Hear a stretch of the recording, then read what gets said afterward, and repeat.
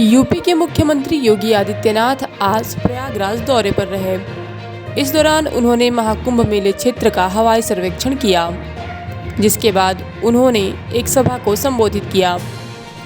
सभा को संबोधित करते हुए मुख्यमंत्री योगी आदित्यनाथ ने क्लाइमेट चेंज पर बात की। उन्होंने देशवासियों को पर्यावरण को बचाए रखने के लिए जागरूक किया। अपने संबोधन में उन्होंने क्या कुछ कहा, सुनिए। सबको सोचना होगा कि कार्बन उत्सर्जन का और पर्यावरण के प्रदूषण का कारण ही जलवायु परिवर्तन है, और जलवायु परिवर्तन का ही कारण हमारी अविरल इस धरती माता की धमनियों के रूप में जिन नदियों को कार्य करना चाहिए था, वे सूखती जा रही हैं। अनुमान करिए, अगर शरीर की रक्त धमनियां सूख गई तो शरीर की स्थिति क्या होगी, और ऐसे ही धरती माता की स्थिति भी है।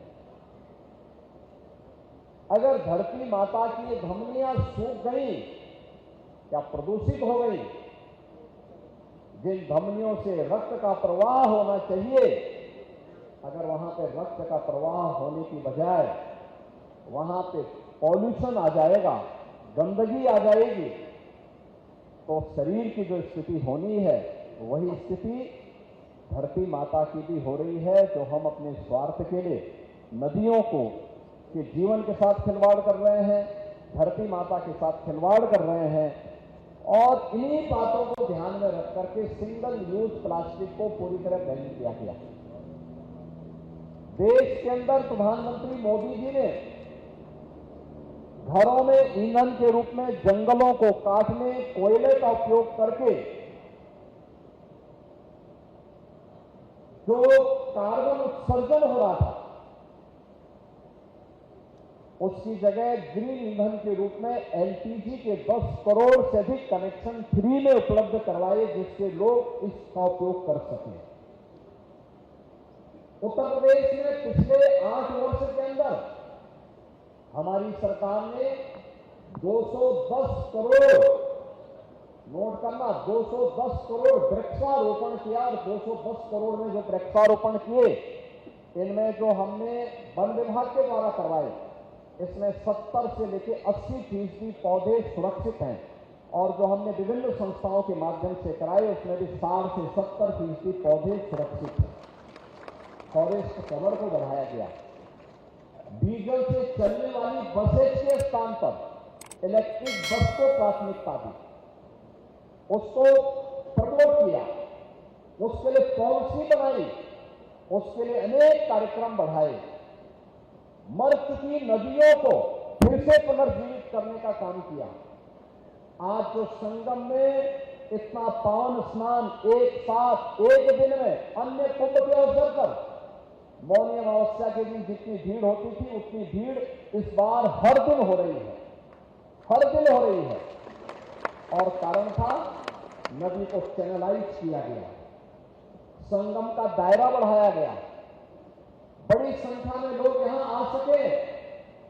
इसके लिए पहले दिन से तैयारी की गई कि संगम में हर समय 10,000 से लेकर 11,000 क्यूसिक वाटर हमेशा मौजूद रहना चाहिए, गंगा जल हमेशा मौजूद रहना चाहिए, जिससे किसी भी श्रद्धालु को कोई समस्या न होने पाए, उसकी आस्था के साथ खिलवाड़ न होने पाए। और तब जाकर के इतना बड़ा आयोजन एक साथ संपन्न हो रहा है। और जो एक बार डुबकी लगा रहा है, अगर थोड़ा पैदल चलने में उनको कष्ट भी हो रहा है, तो पूरा कष्ट भूल करके जन्म और जीवन दोनों को धन्य धन्य समझ करके पुण्य का भागीदार भी बन करके आगे बढ़ रहा है। देश के अंदर इस संदेश को लेके जा रहा है, और इसीलिए हमारा प्रयास होना चाहिए कि हम भी इसमें कैसे भागीदार बन सकते हैं। दैनिक जीवन में प्लास्टिक का उपयोग करना क्या हम रोक पाएंगे? क्या नदियों पर कब्जा करने और अतिक्रमण करने की प्रवृत्ति को हम कंट्रोल कर पाएंगे? वन्य जीवों के प्रति क्या हमारे मन में भी संवेदना जागृत होगी? क्योंकि जैसे हमारा व्यक्तिगत जीवन चक्र है, ऐसे ही इस धरती माता का भी अपना एक जीवन चक्र है। हम दोनों को एक साथ जोड़ करके देखेंगे, तब यह सृष्टि रहेगी, एक चराचर जगत रहेगा, और तब जीव सृष्टि भी रहेगी, जंतु सृष्टि भी रहेगी। और जो आज चंद्रभूषण जी ने अपने 4 स्लाइड के माध्यम से बहुत कुछ कर लिया है, मुझे लगता है वह हम सब के लिए एक नई प्रेरणा होगी, और अनंत काल तक महाकुंभ जैसे आयोजन इसी भव्यता के साथ, इसी दिव्यता के साथ, अविरल और निर्मल मां गंगा और मां यमुना के दर्शन के साथ साथ हम लोगों को इस आयोजन के साथ जुड़ने का अवसर प्राप्त होता रहेगा। सभ्यता और संस्कृति इसी प्रकार से फलती फूलती रहेगी। और अन्यथा क्या स्थिति है?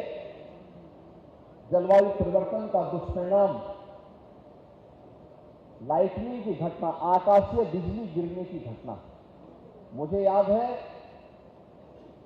2 वर्ष पहले एक ही दिन में आकाशीय बिजली से मिर्जापुर से लेकर बिहार तक 90 लोगों की मौत हुई थी 1 घंटे के अंदर, आकाशीय बिजली गिरने से। आज टेक्नोलॉजी इंप्रूव हुई है, काफी बढ़ी है, अर्ली वार्निंग सिस्टम बहुत सारी जगह लगाए गए हैं, लेकिन इस संबंध में बहुत कुछ किए जाने की आवश्यकता है।